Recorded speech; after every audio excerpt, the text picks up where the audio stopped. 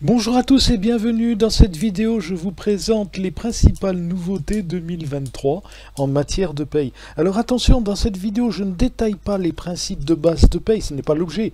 Vous y trouverez simplement l'essentiel des montants qui sont applicables en 2023. Pour télécharger le support, surtout n'hésitez pas, c'est gratuit. Vous allez sur le blog du site pastelétudes.fr et vous pouvez le télécharger sur votre disque dur. Au sommaire, les montants qui ont trait aux éléments suivants, le plafond de sécurité sociale et le SMIC, la grille de rémunération des apprentis et contrats de professionnalisation, la grille de saisie des salaires, grille d'avantages en nature logement, l'allègement général de cotisations sociales, les indemnités de frais de repas, les taux neutres de prélèvement à la source, la grille de cotisation, tout ceci mis à jour. Le plafond de sécurité sociale, il passe de 3 428 à 3 666 € brut par mois, ce qui correspond à un montant annuel en multipliant par 12 à 43 992 € pour l'année civile 2023. Le plafond horaire, lui, est fixé à 27 € de l'heure. Il servira à calculer le minima de gratification des stagiaires. Alors, principale incidence, donc les gratifications des stagiaires, les assiettes de certaines cotisations sociales qui sont calculées sur les tranches de salaire, les montants d'exonération des indemnités de licenciement et l'assiette de cotisation de contribution d'équilibre technique, c'est-à-dire la cotisation CET. Alors concernant cette gratification de stagiaires, à partir de 2 mois de stage, l'employeur doit verser une gratification minimale d'un montant en 2023 de 4,05 € de l'heure, ce qui correspond à 15% du plafond horaire actuel. Il est de 27 €, diapositive précédente. Changement au niveau du SMIC. Le montant brut du SMIC est fixé à partir du 1er janvier 2023 à 11,27 € de l'heure. Alors il sera certainement modifié au cours de l'année 2023. Donc pour l'instant, j'en suis au 1er janvier.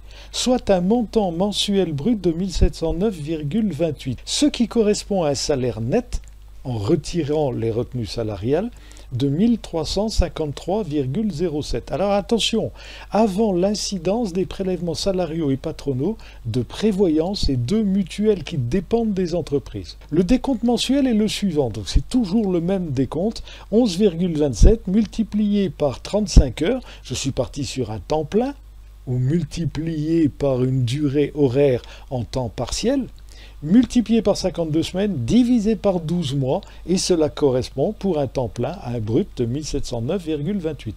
Alors attention, vous avez certains logiciels qui fonctionnent, eux, en arrondissant sur la base de 11,27 fois 151,67 €, donc la durée horaire qui est arrondie à 2 décimales, et cela fait 1709,32 €, soit un écart de 4 centimes. Principale incidence de ce changement de SMIC. Le calcul de la réduction générale de cotisation patronale, ex-allègement Fillon. Le taux de cotisation maladie, qui dépend de la rémunération, supérieur ou inférieur à 2,5 SMIC. Mais attention, en cumul depuis le mois de janvier. Donc, pour faire ce calcul, si vous êtes par exemple sur le mois de mars, vous allez totaliser les salaires de janvier plus février plus mars, que vous allez ensuite comparer à 2,5 SMIC multiplié par 3 mois. Même chose pour le taux de cotisation d'allocation familiale. Mais cette fois, ce taux dépend de la rémunération supérieure ou inférieure, cette fois à 3,5 SMIC.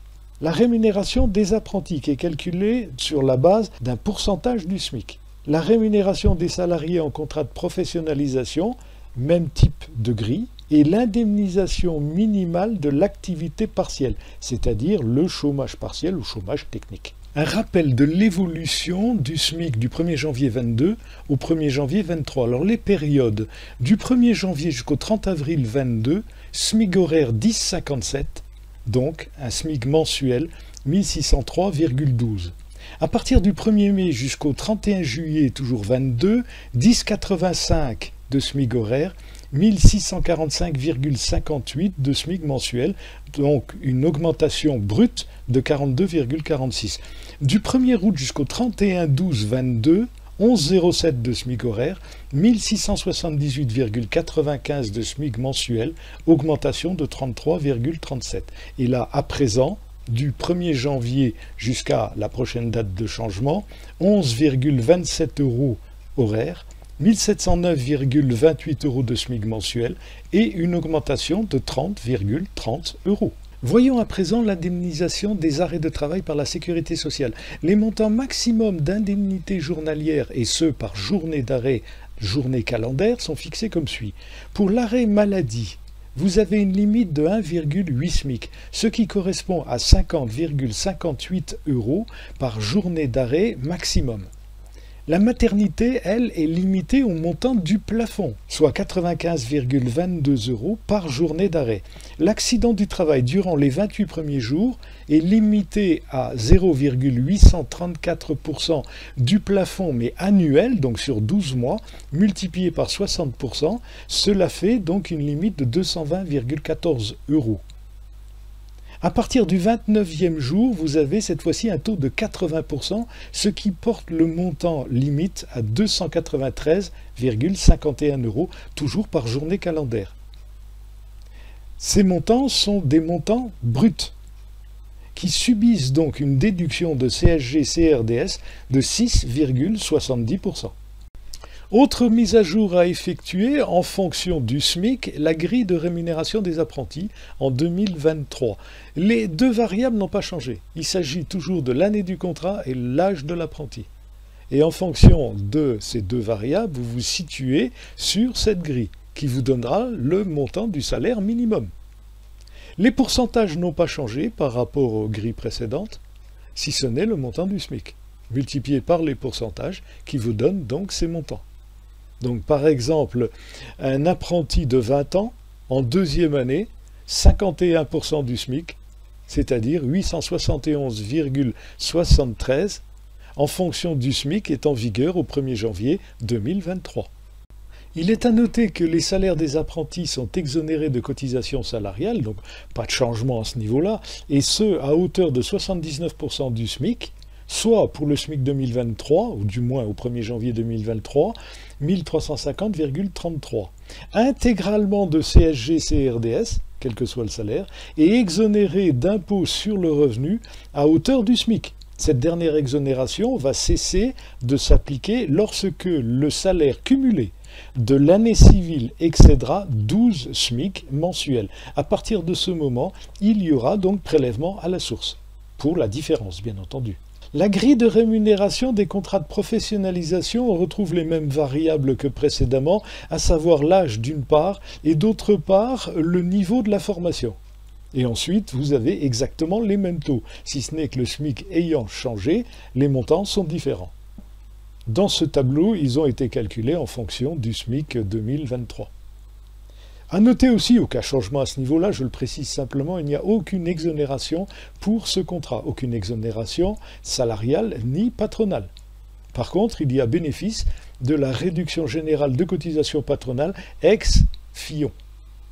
La grille de saisie 2023 a été mise à jour, du moins au niveau de ses montants, la part saisissable étant toujours la même, un vingtième, un dixième, jusqu'à la dernière ligne, la totalité. Les montants diffèrent. Donc, vous avez des montants par ligne, et vous avez ensuite une colonne saisie et le cumul. Ce qui nous intéresse, bien entendu, c'est le cumul qui correspondra donc à la déduction qui figurera sur le bulletin de paie. Alors, je vous rappelle le fonctionnement. Il faut, dans un premier temps, que vous calculiez l'assiette de la retenue pour saisie sur salaire. Cela correspond, c'est ce que vous avez sur la dernière ligne, au salaire brut sous déduction des cotisations salariales et du prélèvement à la source. N'oubliez pas de déduire le prélèvement à la source. Ceci vous donne un certain montant. Vous allez, en fonction de ce montant, vous positionner sur la grille. Un exemple, vous avez trouvé 1500 euros. 1500 euros, vous allez vous positionner sur la ligne 1340 à 1670,83 que vous remplacez par 1500. Il ne s'agit pas de saisir au-delà du montant de l'assiette, c'est-à-dire 1500 dans notre exemple. 1500 moins 1340 multiplié par un tiers, cela vous donnera le montant de la saisie de la ligne, donc divisé par 3. Ce montant de saisie que vous allez trouver, vous devez ensuite l'ajouter à la ligne précédente, colonne cumul, c'est-à-dire l'ajouter à 199,25 € du mois dans notre exemple. Et cela vous donnera le montant à déduire pour saisie sur salaire. Pour chaque personne à charge, il faudra ajouter 134,17 € aux tranches de salaire. Et la déduction doit laisser au minimum le montant du RSA actuellement, ou du moins au 1er janvier 2023, 598,54 €.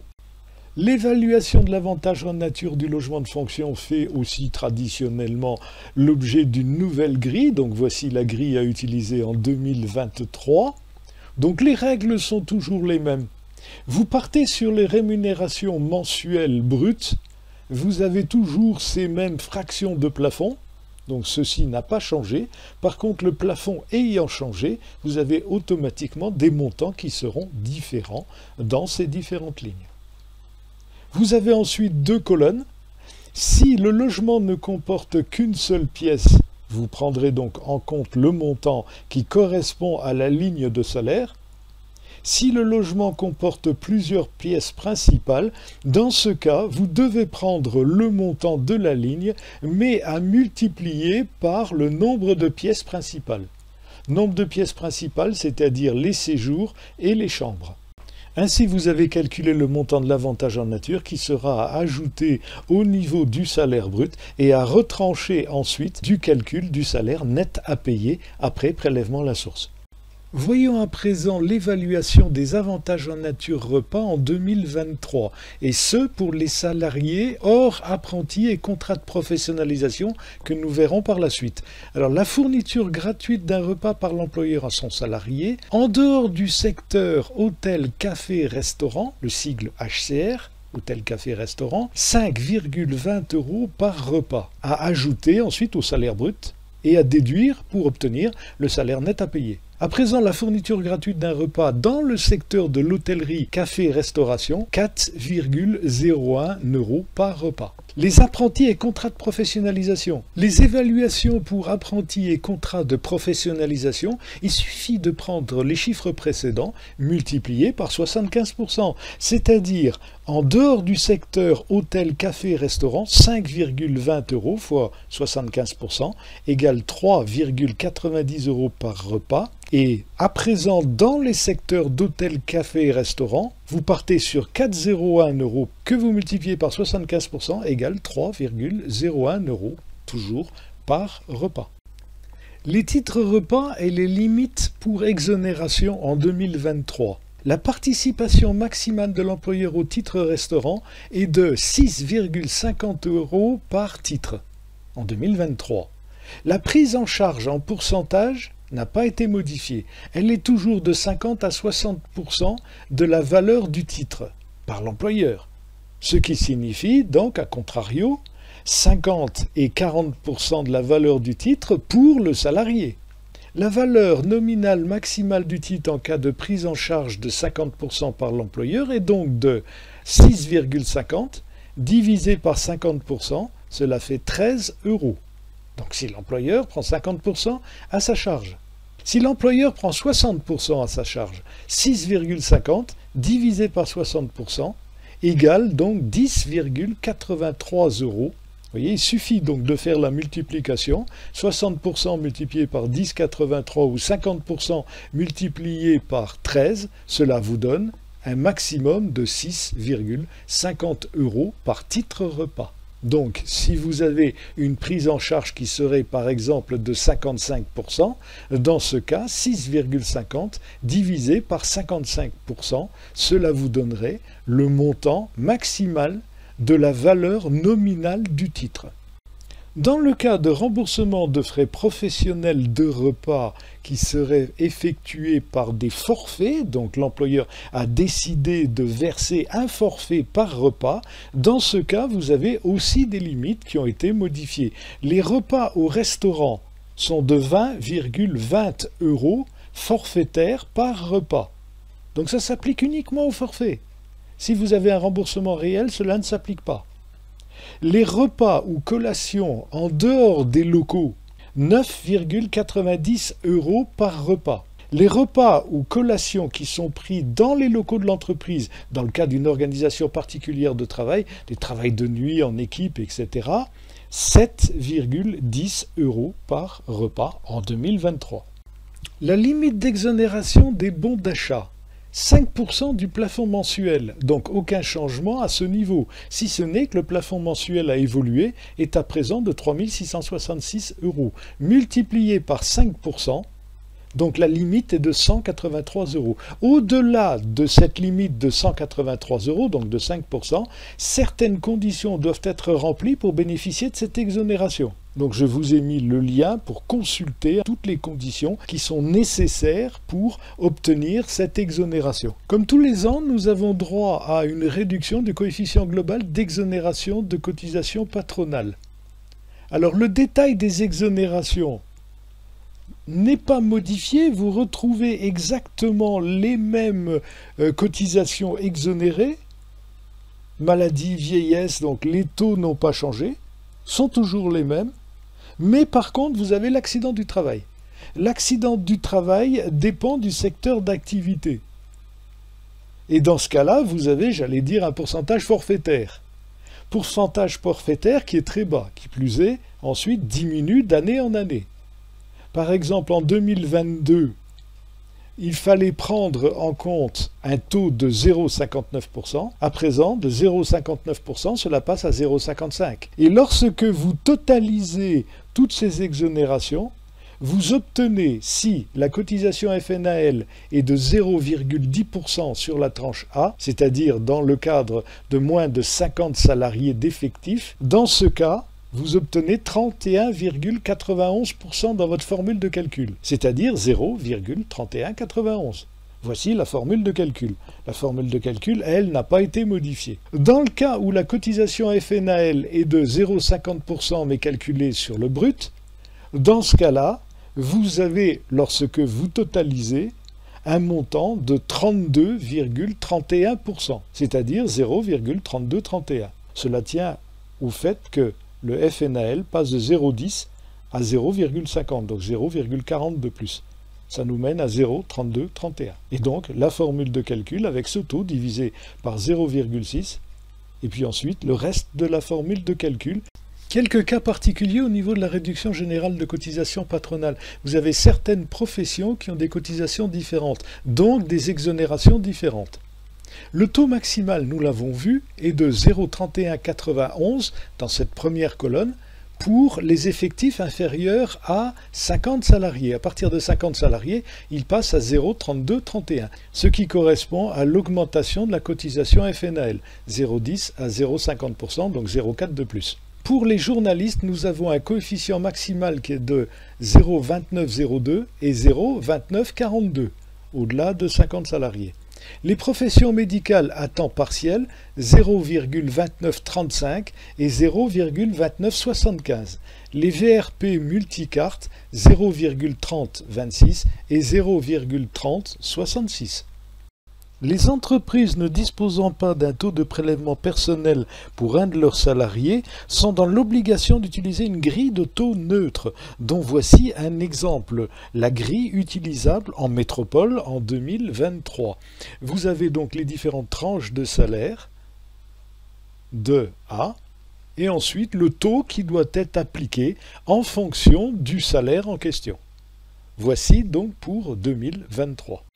La taxe sur les salaires en 2023, cela concerne les entreprises qui sont exonérées de TVA ou partiellement assujetties à cette TVA. Alors, vous avez les différents taux, donc 3 taux différents, n'ont pas été modifiés. 4,25 pour le premier taux, 8,50 pour le second, 13,60 pour le troisième. L'assiette annuelle, donc l'année civile, ça s'entend, de 0 à 8 572 pour les 4,25. Ensuite, au-delà, de 8 572 à 17 113 €, 8,50%. Et au-delà de 17 113 €, 13,60%. L'assiette mensuelle, donc de 0 à 714, puis de 714 à 1426 est supérieure à 1426. Cette cotisation se calcule individuellement et salarié par salarié en décortiquant le salaire par tranche.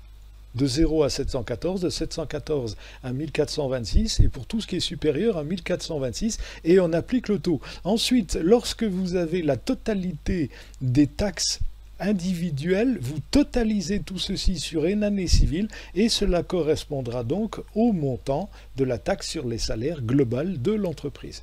À noter que certaines associations, et notamment les associations sans but lucratif, loi 1901, bénéficient d'un abattement qui est fixé pour 2023 à 22 535 € de salaire. Vous avez aussi une décote qui est calculée pour les entreprises dont le montant total est inférieur à 2 400 €.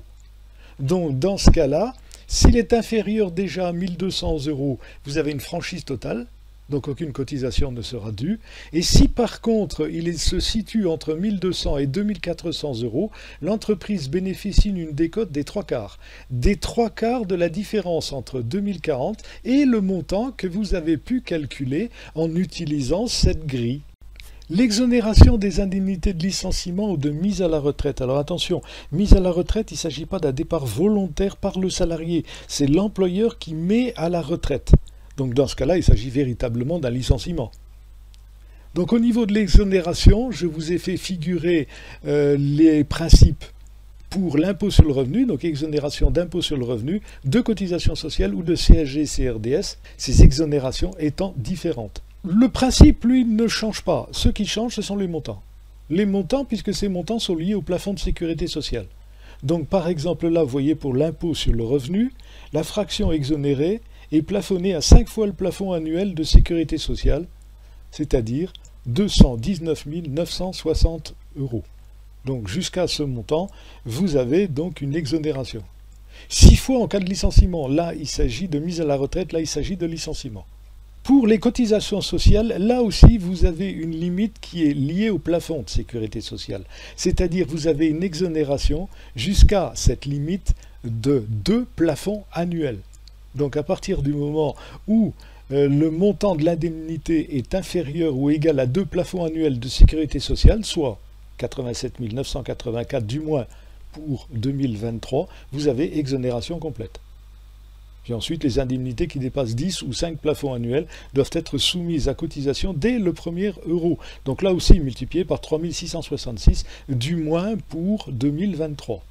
CSG, CRDS, pas de changement puisque là il n'y a pas de lien avec le plafond de sécurité sociale. C'est une exonération dans la limite des indemnités légales ou conventionnelles. Donc si l'employeur paye au-delà de ces indemnités légales ou conventionnelles, l'écart sera assujetti à CSG, CRDS. Voyons à présent les cotisations salariales et patronales pour 2023. Voici donc la grille de cotisation pour l'URSSAF 2023 avec les bases de calcul, les taux salariaux et les taux patronaux. Aucune modification par rapport à l'année précédente, je l'ai malgré tout fait figurer. En diapo suivante, la grille de cotisation pour les retraites, prévoyance mutuelle et taxes diverses. À nouveau, aucune modification. Cela correspond à la grille de cotisation 2022 et 2021. Un point malgré tout, à partir du 1er avril 2022, le taux de cotisation supplémentaire en Alsace-Moselle pour l'assurance maladie est passé de 1,50% du salaire brut à 1,30%. J'en ai terminé avec les principales nouveautés concernant la paye en 2023. Vous avez la possibilité de télécharger sur le site Pastel Études le fichier PDF qui correspond donc au diapo que nous avons parcouru. Alors n'hésitez pas à télécharger, rien ne vous sera demandé. Merci de votre attention et à bientôt. Au revoir.